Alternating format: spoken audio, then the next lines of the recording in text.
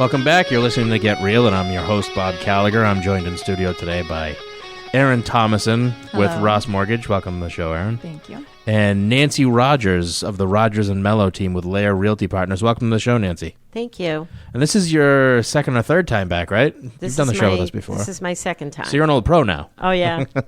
So let's talk a little bit about the markets you cover. You're in Merrimack Valley, is that right? I'm in the Merrimack Valley, and basically it's a circle radius around Lowell, Massachusetts, Greater Gotcha. Lowell. Gotcha. Anywhere from Tingsboro down to Billerica, over towards Methuen, Ayer, Groton, Pepperell, Westford, Lowell. So a pretty good size area. Pretty good size. Yeah, excellent, excellent. Now, we asked you onto the show today because we wanted you to talk to us about how you choose a realtor. Well, if you're thinking about buying or selling, because there's obviously a lot of options out there, and we kind of want to give the audience a sense of what they should be looking for when they're getting ready to buy or sell. That's a great topic because in today's world, I think there's too many options. Yeah, I would agree. You know, even if you want to buy a phone or anything you want to buy, a car, a phone, computer, anything. there's just too many options, and I think it overwhelms people and it confuses people, and then they don't know how to focus in on the right person for them. Mm-hmm. So, yeah, that's a very important subject because you're going to be working with your realtor if you're selling your home or buying a home anywhere from 2 to 6 months, generally speaking. And you really want to feel confident that you're getting the expertise and the service you deserve, and you want to get along with that person as well. Mm-hmm. Yeah. So it's got to be a personality match. Exactly. Yeah. So let's say I'm thinking about selling a house, and I mean, where do I start? I mean, usually people think, well, I got to interview a few agents and then make my decision from there. What question should I be asking in order to make the best decision?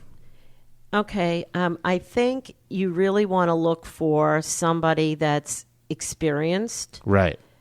And once you're meeting with them, you want to look for somebody with good communication, good negotiating skills, a good listener, and a good way to know that is if they're asking you lots of questions. Mm-hmm. Because if they're not asking you questions and trying to dig into your needs, and they're just talking about themselves, that's a bad sign. Right.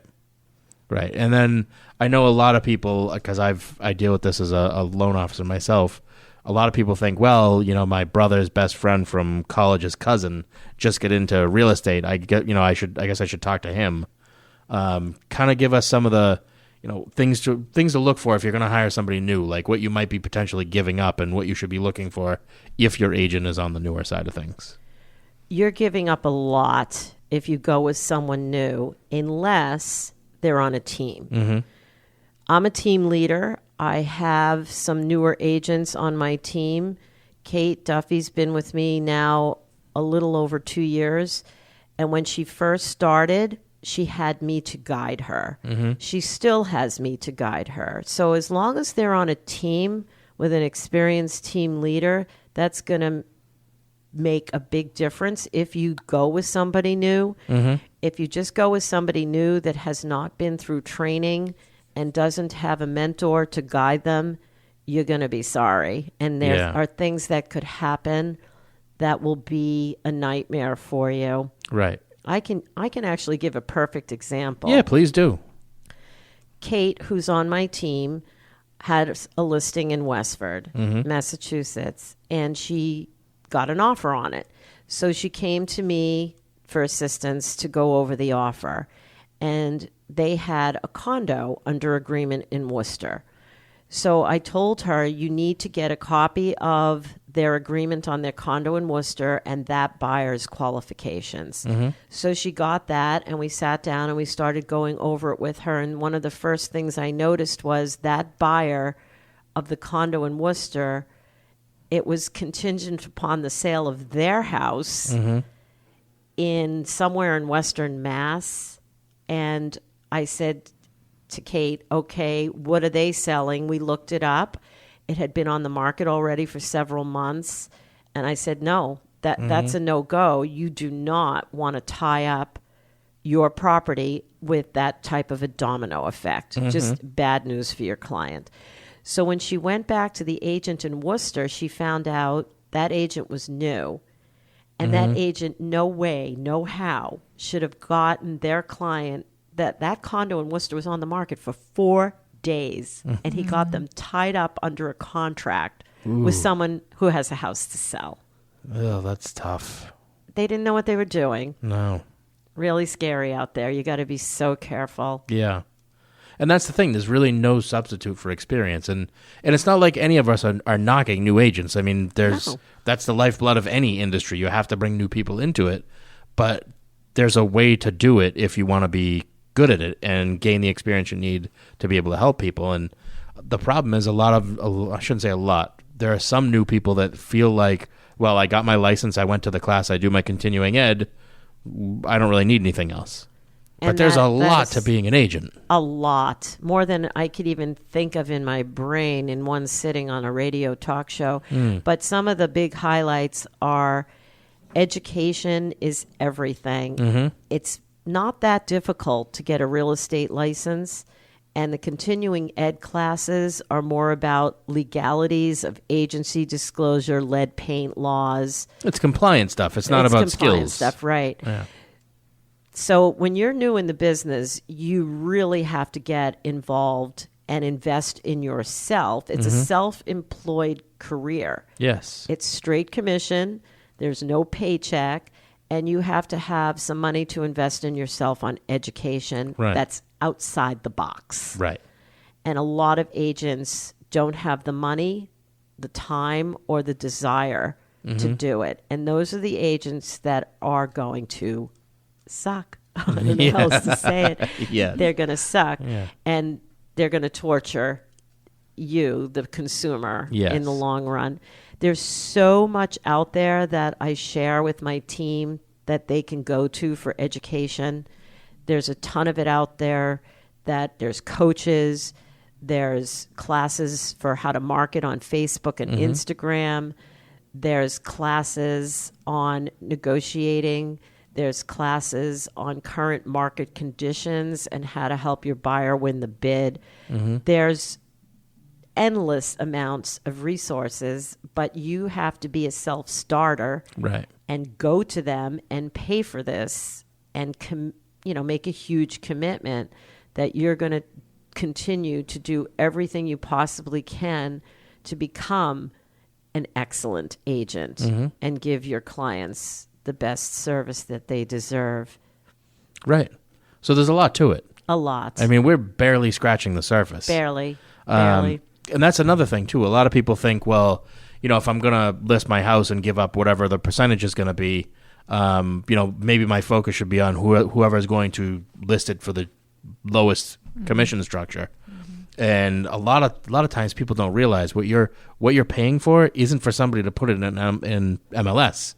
You're paying for somebody that's going to help you present your house in the best possible light, and somebody that's going to actually have the negotiation skills to get the price you want.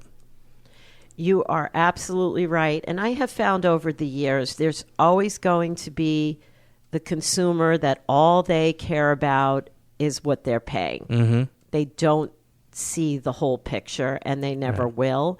Sometimes they get lucky. Right. And it goes okay and closes. And most of the time, they learn the hard way. Yes. Because I have picked up the slack on several occasions from discount real estate agents where these people will come to me, usually by referral at that point. So-and-so told me to call you. I've been, I was listed with a discount real estate company and it really went awry. Can you help me? And some of the things that went on, I was just shaking my head.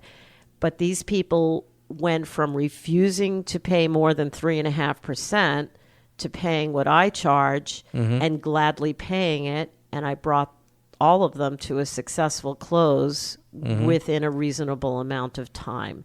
So unless you really understand or experience the difference, you won't get it. Right.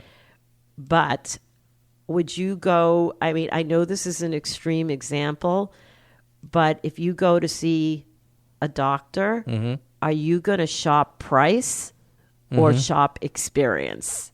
Yeah. If you have a medical matter. Yeah. Well, this is a huge financial matter Yes. in your life. And I know that I would gladly pay a little extra for better service and Right. experience and someone to lead me to the closing with the least amount of stress and Right. inconvenience. And I'll tell you something too. A skilled agent will get a better sale price for your house Yes. in the long run. Again, perfect example. I went on a listing appointment and I didn't get it. It went to a discount firm. These people were dead set stuck. They interviewed 4 agents and they were not paying more than X commission, which I wouldn't do. So they listed it with someone else. And of course, I followed what happened with it. Yes. And it went on the market, and it went on the market on a Thursday. It said all offers, if any, due Monday. I told one of my team members about the house because I knew they had a buyer for it. So when I went to her and said, hey, how'd you do with showing that property on C Street? She said, it's already under agreement. I said, what do you mean it's already under agreement? It said all offers, if any, due Monday. She said, I called to show it the next day, and the broker said it's under agreement. So I watched till it closed, and when it closed, I saw that they received the asking price for the house.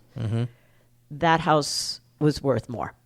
If they let it ride through the weekend and did it with a skilled agent the right way, that negotiated properly for them, they probably would have gotten anywhere from $5,000 to $10,000 more for that house.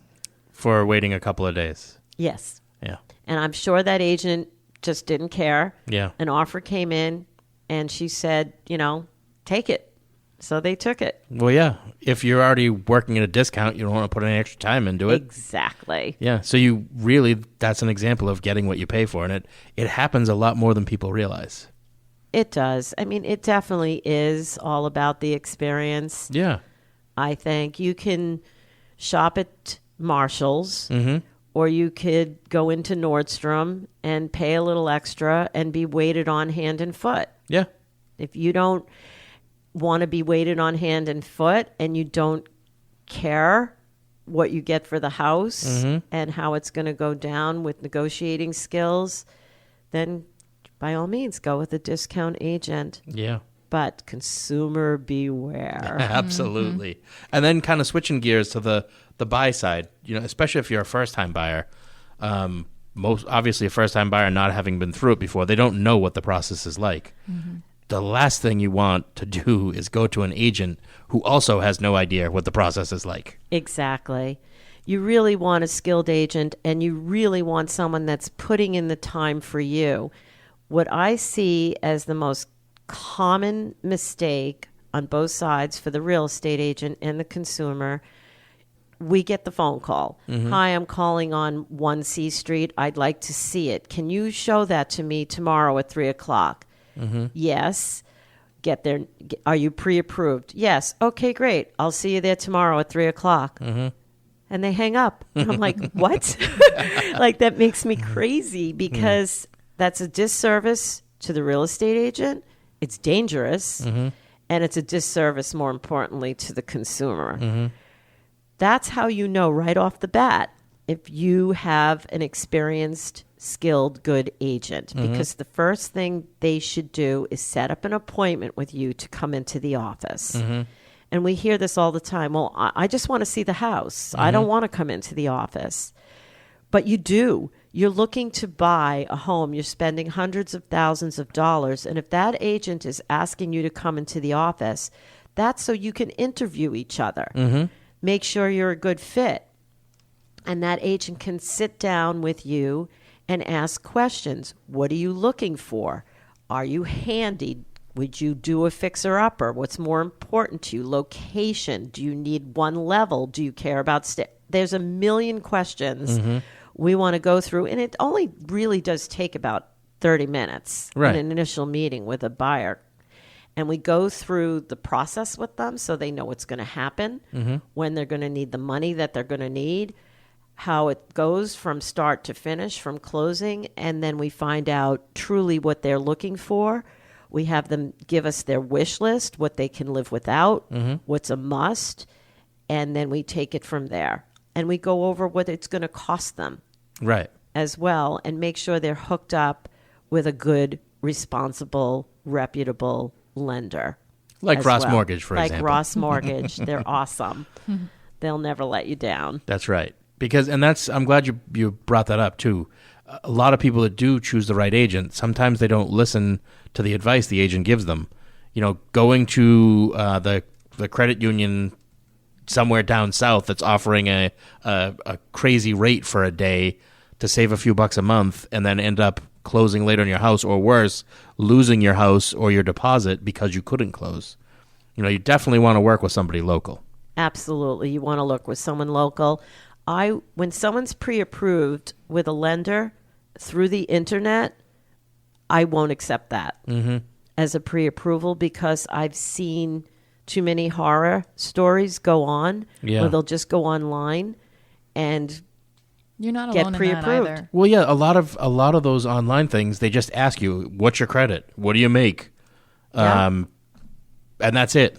Okay, And- you're and approved. They're in another state. Yes. And then the problems pop up, and they're not. I'll give you another perfect example. I had a listing, beautiful home. The exterior needed a paint job very badly, peeling paint beyond peeling paint. Yeah. And I was a listing agent. Buyers 20% down, pre-approved with a big national bank. Am I allowed to mention names? We don't say names. Okay. Yeah. All right. So they're pre-approved with a big national bank that's all over the country. And the lender rep is in Texas. And I thought, oh, this isn't going to go well. Yeah, the second you heard that, it was over. So I called him, and I actually had a very nice conversation with him. I said, okay, this guy, he seems on the ball. He knows what he's doing, I believe. So we'll just go with it. Big mistake. The buyer was 20% down, conventional, and we find out last minute the lender doesn't want to do the loan because of the peeling paint. It's an old house. Yeah. So they're concerned with liability with lead. So I had them reach out to one of my preferred lenders right away. We closed in 2 weeks. Yeah. Nice. And that's the difference. That's why when you're paying somebody for their advice, you're best to take it. Exactly. And this whole hullabaloo cost them money. Yeah. They paid for an appraisal. They paid for an application. They lost time. We couldn't close on time. The new bank took over, did it as quickly as they could, and they did a great job. But it's just crazy not to go to a local lender. And the moral of that story really, truly was that in Texas, the underwriter, looking at the pictures of the house, the appraiser put in his report that it needed to be painted very badly. The exterior was in poor condition. And she's looking at the age of the home, 1890. She's in Texas. They don't have homes like that. No, they don't. So she recommended that the loan be denied. Yeah. Where a Massachusetts underwriter, a house built in 1890. It's not that uncommon. No big deal. Yeah. Right. No That's big like deal. maybe 10 years older than the average home. Right. Exactly. Right. Yeah. Well, thank you for joining us today, Nancy. I want to give out your contact info before we take a break. We're talking to Nancy Rogers with the Rogers Mello team at Lair Realty Partners. If you're thinking about buying or selling anywhere in the Merrimack Valley or Greater Lowell, you want to give Nancy and her team a call at 978-337-5227. Again, that number is 978-337-5227. I want to thank you again for joining us today, Nancy. My pleasure. Thank you. You're very welcome. We're going to take a quick commercial break. We'll be back with more Get Real after this.